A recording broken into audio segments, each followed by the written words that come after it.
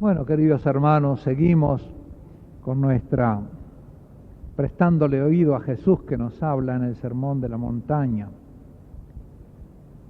Vamos a continuar en la página 3, ahí al final de la segunda columna, no juzgar, dejar que el Padre mire y juzgue. Otro corazón, otro rasgo del corazón de los hijos, ¿no? O otra consecuencia del corazón filial. Primero, donde uno pone sus seguridades. Y sus seguridades, empezando por las seguridades económicas, materiales.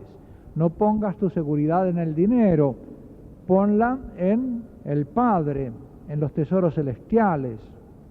Confía en que el Padre se cuida de ti. Y ahora diría yo también, una cierta seguridad, porque en el juicio hay una certeza. Cuando juzgamos, estamos afirmando algo y ponemos nuestra certeza en nuestro conocimiento. Y hay una certeza que es muy buena en nuestro juicio sobre las cosas científicas y terrenales, pero cuando juzgamos a personas, entonces tenemos que tener cuidado con nuestra certeza. No tenemos que ir más allá en nuestra certeza de lo que podemos. Y entonces parece que el Padre nos dice, bueno, déjenme la certeza en el juicio acerca de las personas, déjenmelo a mí. No juzguen ustedes a las personas con una certeza que no les corresponde tener, una seguridad. Cuidado con la seguridad excesiva en su juicio acerca de las personas. Como que el juicio acerca de las personas se lo reserva el Padre. El juicio acerca de sus hijos, es lógico, se lo reserva el Padre. Entonces leemos en el 7.1, no juzguéis para que no seáis juzgados, porque con el juicio con que juzguéis, seréis juzgados, y con la medida con que midáis, se os medirá a vosotros. ¿Cómo es que miras la brizna que hay en el ojo de tu hermano, y no reparas en la viga que hay en tu ojo? ¿O cómo vas a decir a tu hermano, deja que te saque la brizna del ojo, teniendo la viga en el tuyo? Hipócrita, saca primero la viga de tu ojo, y entonces podrás ver para sacar la brizna del ojo de tu hermano. Acá volvemos a encontrar de nuevo el tema del ojo y la mirada, ¿verdad? Y comprendemos que ya antes se refería a esto, al juicio, a la mirada sobre las cosas. Antes era la mirada sobre los tesoros, sobre los valores, qué es lo que vale, los tesoros en la tierra o en el cielo. Ahora es el ojo y la mirada sobre el otro. Si uno tiene una viga en su ojo que no le deja ver, ¿cómo va a pretender corregir la mirada del otro? De paso les noto, como ustedes habrán advertido al ir leyendo,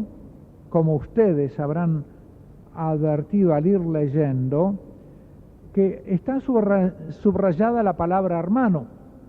¿Ven? Hermano, no subrayada, con cursiva, con otro tipo de letra, inclinadito, ¿verdad? Hermano, hermano, hermano. He subrayado o he destacado esa palabra junto con vuestro padre, vuestro hermano, tu hermano. Son los vínculos, ¿no? Estamos hablando de las relaciones en el gran nosotros divino humano, el Padre, el Hijo, mi Padre y yo como hijo suyo, mi Padre y sus demás hijos que son mis hermanos. Bueno, con esos que están viviendo como hijos o están llamados a ser hijos, no tengo que juzgarlos. Ahí está el tema de la corrección fraterna, del cual ya les hablé la vez pasada, en el capítulo 18 del Evangelio según San Mateo, donde Jesús nos enseña que tenemos que corregir a nuestro hermano solo cuando ofende al Padre, solo cuando peca contra Dios. Entonces lo tengo que corregir como una especie de deber de caridad. Estás ofendiendo al Padre, hermano. Y si no me hace caso, ir con otro hermano y decirle los dos, hermano, estás ofendiendo al Padre. Y si no le hace caso a los dos, llevarlo a la iglesia. Y la iglesia que le diga, la comunidad de los hijos que le diga, hijo, eso, hermano, eso no es comportarse como hijo, eso no le agrada al Padre. Y si no hace caso a nadie, entonces, bueno, pobrecito, no se está comportando como hijo, es como un gentil y un publicano, como un pagano, está actuando como un pagano. Lo tengo como pagano, lo cual no quiere decir que lo odie, porque como hijo yo tengo que amar a todos, pero no es un hijo, tengo que distinguir también quién es hijo y quién no. Vamos a la página 4, la primera columna, arriba, el versículo 6. No deis a los perros lo que es santo, ni echéis vuestras perlas delante de los puercos, no sea que las pisoteen con sus patas y después, volviéndose, os despedacen. Acá los perros y los puercos son, a ver cómo lo podemos explicar, las personas que se burlan de las cosas santas, los indignos, ¿verdad? O los perseguidores. Tenemos que tener discernimiento para no exponer a Jesús a la escupida de los que lo desprecian. Si yo le hablo de las cosas de Dios a alguien que sé que las va a rechazar, no es a mí a quien me va a rechazar, es al Padre a quien va a rechazar. Aquí hay una palabra de sabiduría de nuestro Señor. Si tú aprecias verdaderamente las cosas santas y las amas, cuídalas, no las expongas a la blasfemia o a la burla, al escarnio. Nosotros de alguna manera somos guardianes de los bienes celestiales, del Padre y de sus intereses, y no podemos ser, a pesar de que amemos a nuestros enemigos, tan ingenuos que lo expongamos a él a ser insultado. Es una especie como de sentido común de los hijos, de sano instinto del corazón del hijo, que no quiere que exponer al Padre a los indignos. Pasa inmediatamente Jesús a otra consecuencia del corazón filial, y es la seguridad en ser escuchado. Si cuando uno tiene corazón de hijo, sabe que el Padre lo escucha. Cuando Jesús viene a resucitar a Lázaro, ora en esa situación y le dice, Padre, yo sé que tú siempre me escuchas. El corazón del Hijo de Jesús ahí nos manifestó esa certeza interna que tenía Jesús de que el Padre siempre lo escuchaba. Y a medida que crece en nuestro corazón de hijos, crece también la certeza de que el Padre siempre nos está escuchando en nuestra oración. Porque además, como hijos y con un corazón de hijos, le pedimos las cosas que sabemos que al Padre le gusta.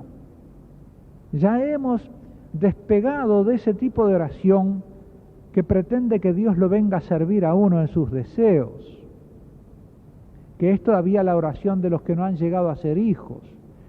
Los que empiezan a tener un corazón de hijos son los que le piden al Padre hacer los deseos del Padre. No le dicen a Dios, concédeme tal cosa, sino, ¿qué es lo que tú querés?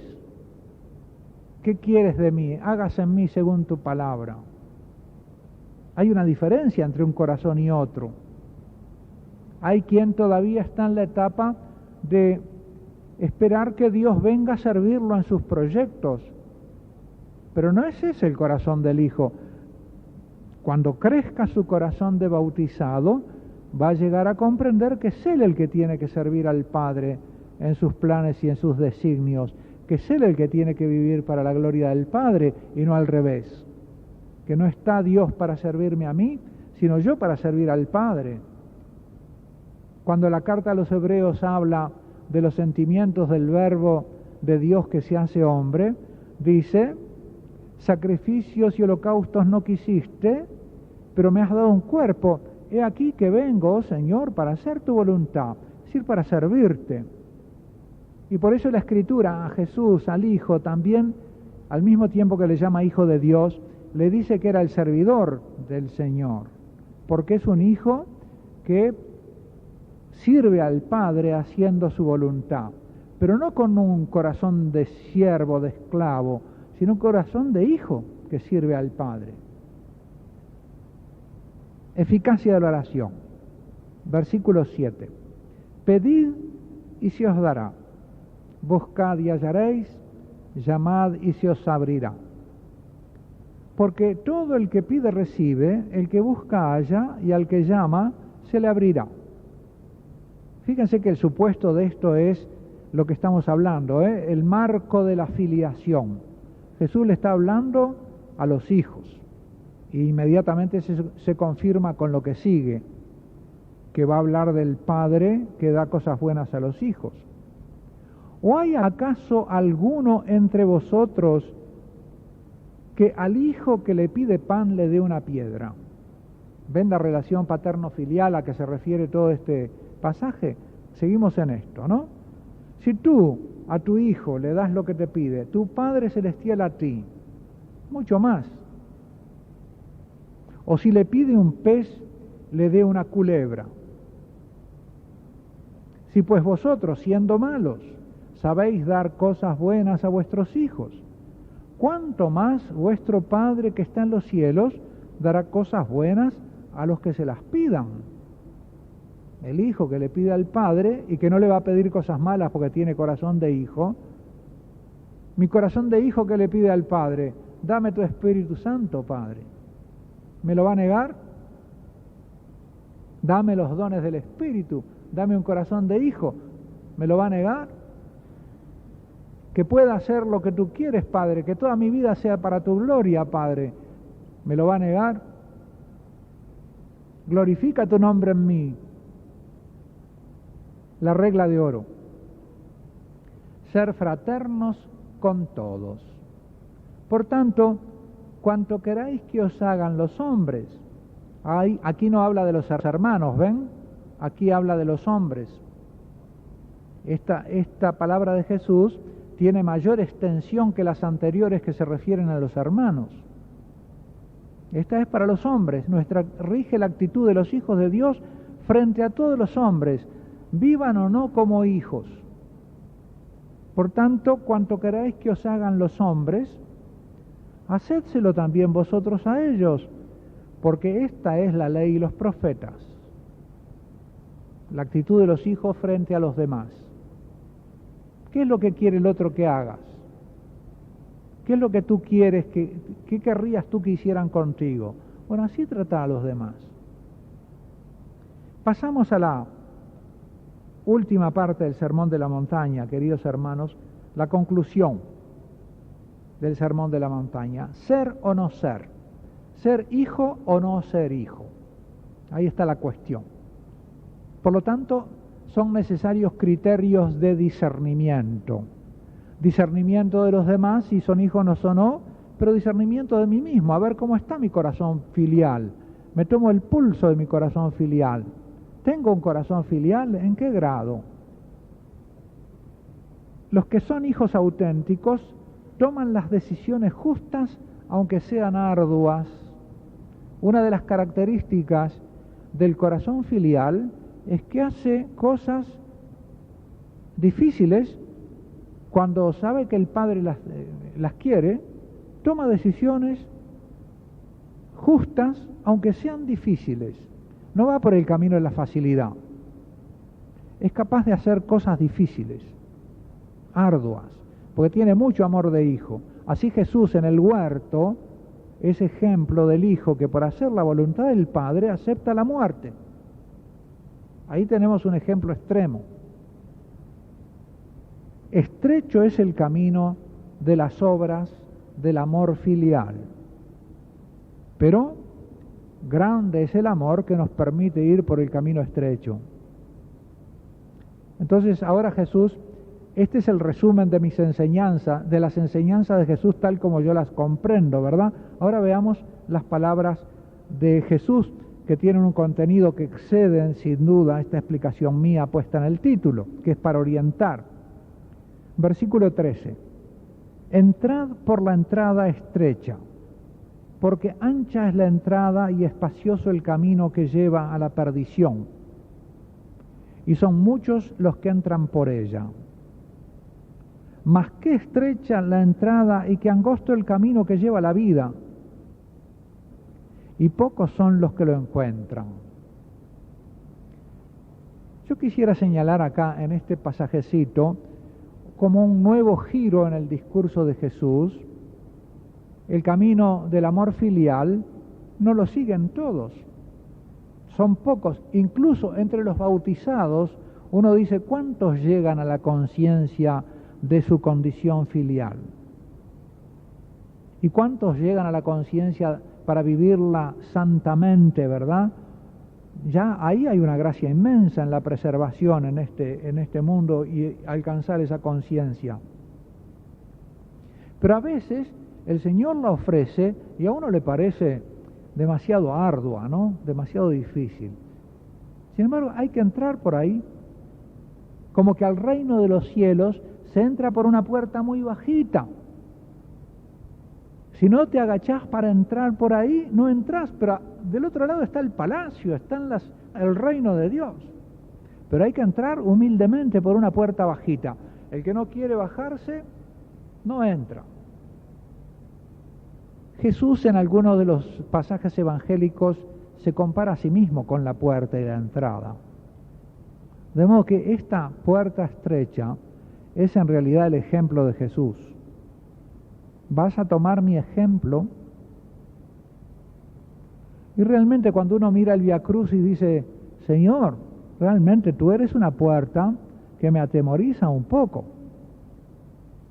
Y Jesús también dice en el Evangelio, yo soy el camino. Y acá habla él del camino estrecho. Él es el camino estrecho. Pero ¿a dónde me conduce ese camino estrecho? Me conduce al Padre. Nadie va al Padre si no es por mí, díjese Jesús en el Evangelio de San Juan. Ah, Jesús, tú eres mi camino al Padre. Si no voy por ti, ¿cuántos dicen que tienen comunión con Dios y prescinden de Cristo? Y se engañan, porque al Padre nadie va. Será un Dios, pero nunca llega a ser Padre. Al Padre, a Dios Padre, solo a través de Jesús. Y Él es una puerta estrecha, un camino estrecho, pero conduce a la vida. A la perdición nos llevan en pullman. Hay oferta, ¿verdad?, para llevarnos por el camino ancho de la perdición. En pullman te lleva. Acá también, leyendo este texto, podemos reflexionar sobre lo que produce en nosotros la pregunta acerca de si son muchos los que se salvan o no. Porque acá Jesús dice que son muchos los que van por el camino a la perdición. Más todavía, empieza a hablar en términos de perdición o de vida. Pienso que tenemos que revisar nuestras ideas acerca de lo que es la revisión y la vida, o conectarlas con lo que en el discurso de Jesús está en primer plano. ¿A qué vida se refiere? ¿A la vida de hijo? ¿Sos hijo o no? Vivir como hijo, es entrar en la vida, es entrar en el reino de los hijos. Si no vivís así, como hijo, si no tenés un corazón filial, con todo lo que Jesús ha ido diciendo como marcas de ese corazón filial, no entrás en la vida y te la perdés. La perdición es perderse la vida. Es terrible quedarse fuera de la condición de hijo. Qué pérdida más grande. Cuanto mayor es la dignidad de la vida de hijo, mayor la felicidad. Te quedaste fuera de la felicidad, porque empezó todo el sermón hablando de la felicidad, de la bienaventuranza. Si no entras por esta puerta estrecha, no entras en la felicidad de los hijos. Te perdiste, te lo perdiste. Eso es la perdición. Viviste sin ser hijo. No sabés lo que es ser hijo. Lo que te perdiste no lo sabés. Suele suceder, ¿verdad? Que no sabés lo que te perdiste, decimos, ¿no? El que fue le dice al otro, un poquito también como para... No sabés lo que te perdiste, reprochándole, ¿no? No quisiste venir. El que conoce le dice al que no conoce, no sabe... Bueno, el hijo le puede decir a los demás, no sabés lo que te perdés.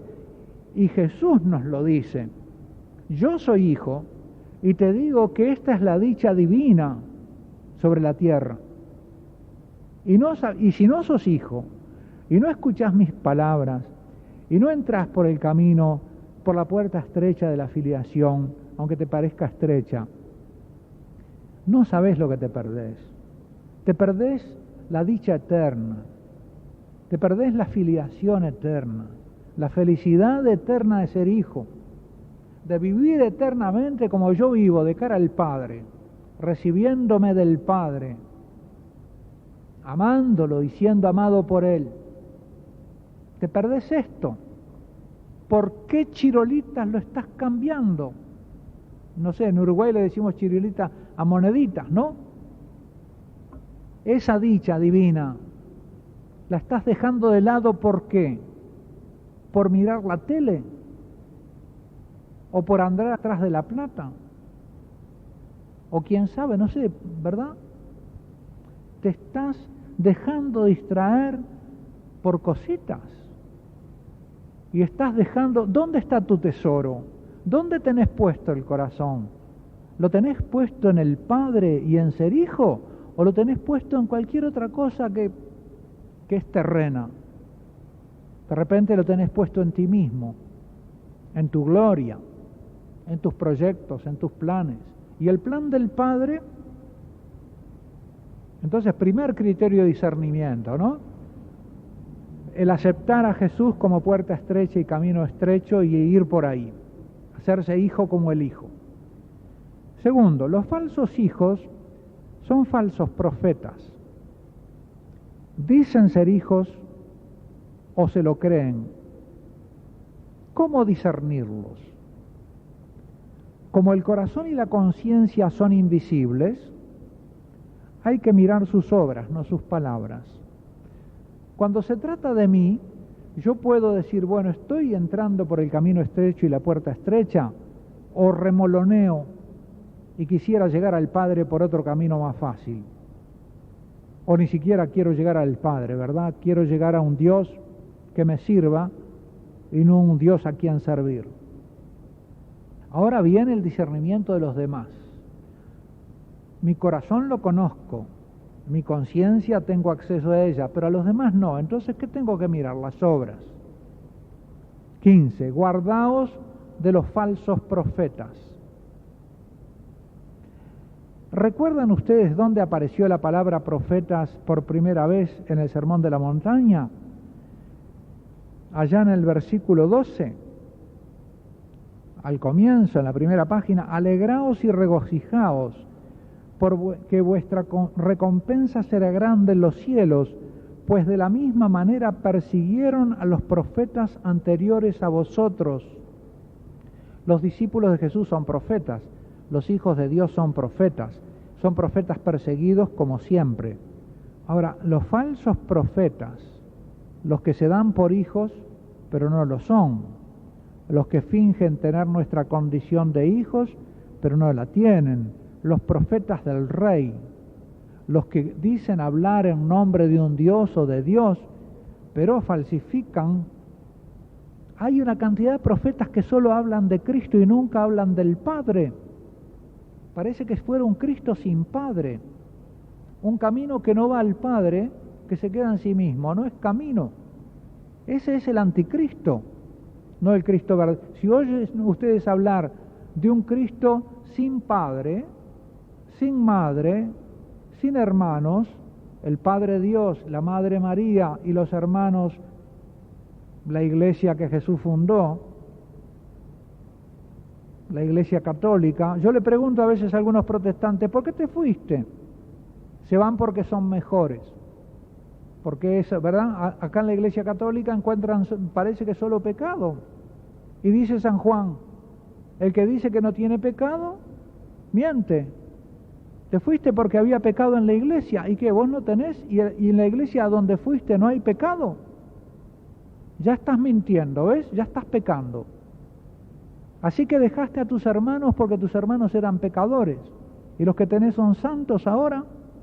¿Y tú sos mejor? Eso ya pasaba en tiempo de la carta del apóstol San Juan. Cuando él escribe por estas situaciones así. ¿Y qué dice San Juan? El que dice que ama a Dios a quien no ve y odia a su hermano a quien ve, a su hermano católico, a eso se refiere, no al hermano de su familia, al hermano católico. El que odia a su hermano en la fe es un mentiroso. Andan diciendo que aman a Dios y nos odian. La Iglesia Católica no persigue a nadie. Hay otros cristianos que nos persiguen y están empeñados en destruirnos. Dicen que aman a Dios, se engañan. Ese Dios no es el verdadero Dios. Pero ahora Jesús nos dice, guárdense de los falsos. No podemos vivir así alegremente. Tenemos que tener cautela. Jesús nos dice, tomemos en serio su palabra. Yo os digo, bueno, vamos a oír esta palabra. Tenemos que andar con cuidado, hermanos. Tenemos que guardarnos de los falsos. Y tenemos que saber reconocerlos. Y no los podemos seguir, porque nos extravían y nos alejan del camino del Padre. Y nos alejan de la casa de nuestros hermanos. Vienen a vosotros con disfraces de ovejas. Se hacen los inocentes, pero por dentro son lobos rapaces. Por sus frutos los conoceréis. ¿Cómo se conocen? ¿Cómo podremos conocerlos, Señor? ¿Cómo nos vamos a guardar? Sus frutos. Vean las obras. ¿Acaso se recogen uvas de los espinos o higos de los abrojos?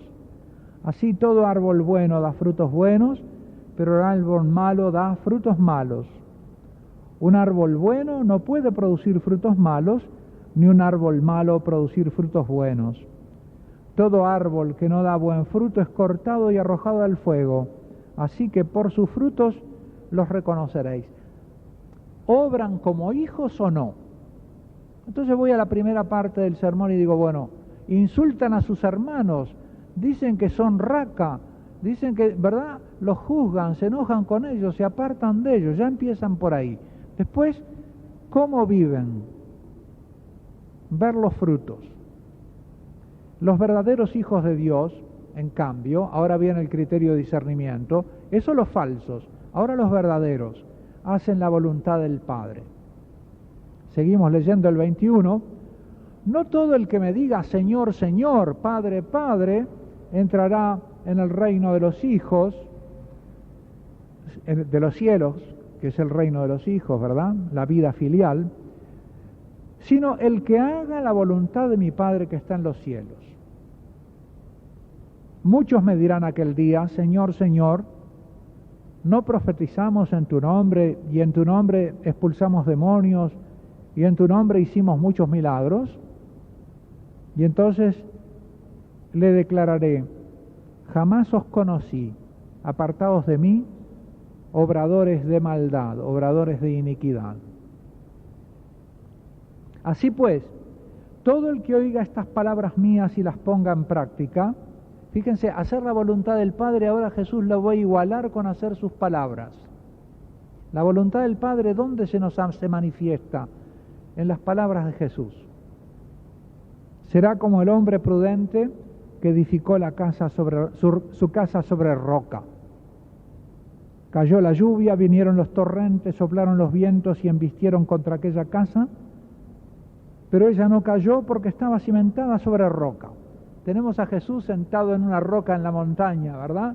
Y los salmos cantan, Señor, tú eres mi roca. Y sobre esta palabra segura del Señor podemos construir. ¿Qué vamos a construir? Una vida filial, un camino de hijos, de cara al Padre, una vida hermosa de hijos. que glorifica al Padre y que da la felicidad, una felicidad que el mundo no te puede dar, ni que todos los bienes de esta tierra te pueden dar. Una felicidad que viene de tener el tesoro en el cielo, donde nadie te lo puede quitar.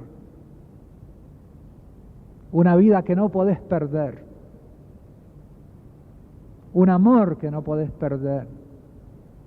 Un amor poderoso que te va a hacer existir siempre en el cielo, que te va a mantener en la existencia para que lo ames y para que te sepas amado por Él. Amor eterno para tu sed de ser amado y de amar. Porque Dios es amor y es sed eterna de amor también. Y para que lo amemos, porque sed de amor nos creó. De modo que si se puede acrecentar en algo su gloria y su felicidad, que es imposible por ser Dios, le viene de nosotros. Y como no puede ser más feliz por ser Dios, quiso hacerse hombre con la encarnación para poder ser más feliz siendo hombre, porque es hombre. Y está en el seno de la Trinidad. Hay un hombre en el seno de la Trinidad. Jesús resucitado ya está allá. Y como hombre que es verdadero, tiene más y menos en su felicidad. De modo que yo lo hago más feliz cuando le digo, Jesús, te quiero. Salvador mío, te amo. Y quiero amarte más para que pueda darte más amor para tu sed de amor. ¡Qué maravilla! Todo el que oiga estas palabras mías y no las ponga en práctica será como el hombre insensato que edificó su casa sobre arena. Cayó la lluvia, vinieron los torrentes, soplaron los vientos, irrumpieron contra aquella casa y cayó y fue grande su ruina. Vamos a cimentar un edificio de felicidad sobre la palabra de Jesús. Y ahora se termina el sermón, qué lástima, se termina, versículo 28. Y sucedió cuando acabó Jesús estos discursos, la gente se asombraba de su enseñanza, porque les enseñaba como quien tiene autoridad y no como sus escribas. Esta extrañeza de la gente, que es también la extrañeza que Jesús encuentra cuando enseña en la sinagoga, no es una extrañeza positiva, es más bien una cierta extrañeza que hace tomar distancia de las palabras, precisamente que en vez de llevar a la gente a confiar y a poner sobre la roca de esa palabra su seguridad, los hace inseguros para el recibirla. ¿Por qué? Porque era un modo nuevo de enseñar, porque no enseñaba como sus escribas. No estamos acostumbrados a que nos digan, yo os digo. Este es demasiado seguro de sí mismo, les parecía. Ese yo os digo de Jesús. Les parecía excesivo para un hombre. ¿Qué hombre puede afirmar tanto con tanta firmeza?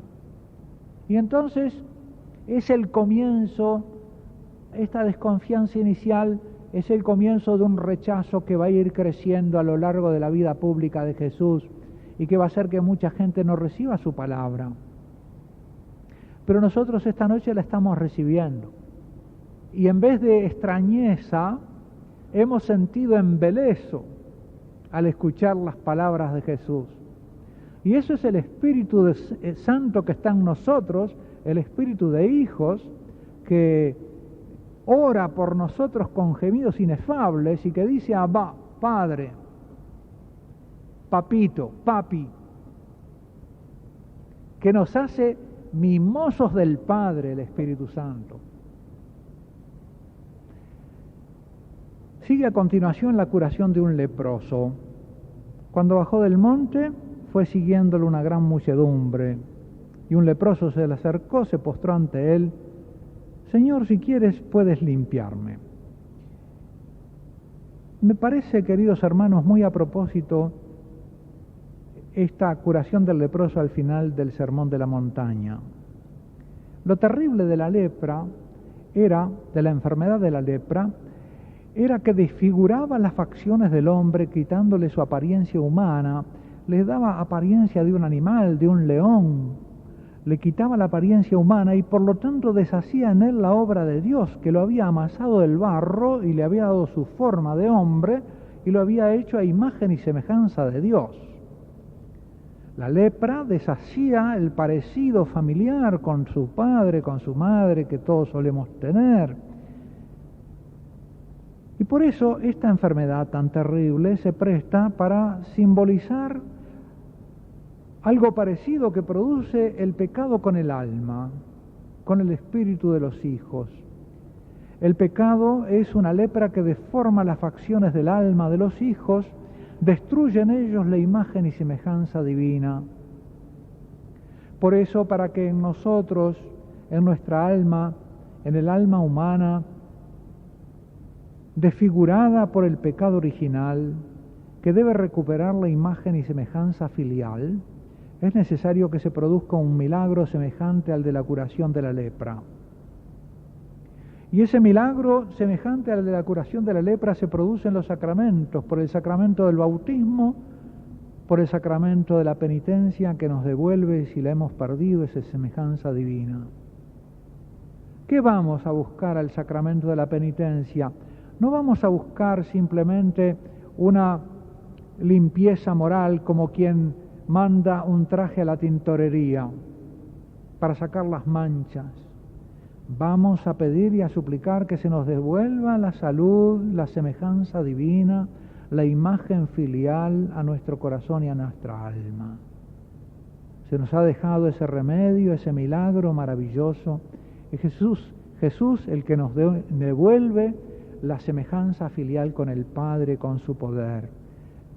En todos sus sacramentos Él nos asemeja al Padre, nos hace hijos con Él mismo del Padre Celestial. Y lo mismo en la Eucaristía.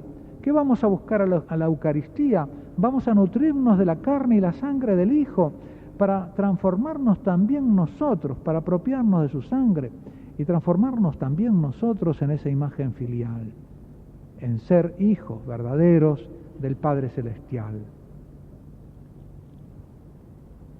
Y esos milagros que Jesús hacía de curar leprosos son los que continuamente está haciendo en nosotros a medida que le devuelve a nuestras almas desfiguradas y a nuestros espíritus desfigurados la imagen filial. Oh sí, Señor, sánanos a todos, danos la semejanza del Padre. ¿Para qué? Para gloria del Padre, para que el Padre sea glorificado, porque son pocos los que lo glorifican, Él que se merece que toda la humanidad sea hija suya, lo reconozca y lo alabe, y que venga así su reino. Amén.